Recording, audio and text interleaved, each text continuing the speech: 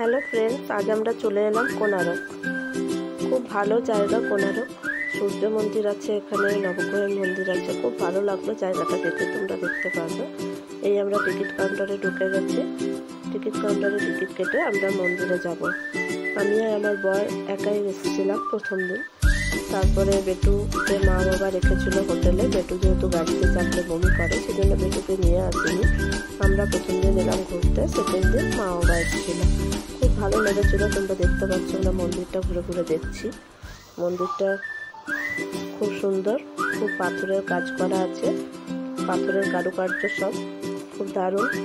খুব ভালো লাগলো দেখে মন্দিরটা ঘুরে আমাদের।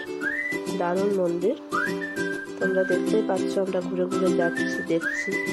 এদিকে কিছু মন্দিরের কাজ চলছিল, সবাই অনেক লোকজন ছিল। খুব ভালো লাগলো দেখে। অনেকটা জায়গা জুড়ে মন্দিরটা, দারুণ লেগেছে। তোমরা আসতে দেখবে, খুব ভালো লাগবে দেখতে।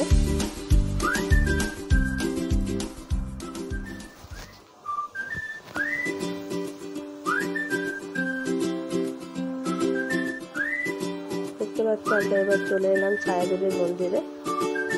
ওখানে সূর্য মন্দিরের পাশেই ছায়াদেবীর মন্দির আছে। ছায়াদেবীর মন্দিরটা পাথরের শিলা মূর্তি, ভেতরে ঢুকতে দেয় না, সব বাইরে থেকে দেখতে হয়। সূর্যদেবের মন্দিরে তো ভেতরে ঢুকতেই দেয় না। এখানে ছায়াদেবীর মন্দিরে তার গেটের সামনে যাওয়া যায়। মন্দিরের শিলা মূর্তি দেখলাম আমরা। খুব ভালো লাগলো সব মন্দিরগুলো। অনেকটা জায়গা ঘুরে ঘুরে দেখা যায়। এই যে আমরা মন্দিরের গেটের কাছে চলে এসেছি। ছায়াদেবীর শিলা মূর্তি দেখা যাচ্ছে, এই যে দেখতে পাচ্ছ তোমরা। এবার আমরা চলে এলাম নবগ্রহের মন্দির। নবগ্রহের মন্দিরেও শিলা মূর্তি আছে, 9টা গ্রহ আছে।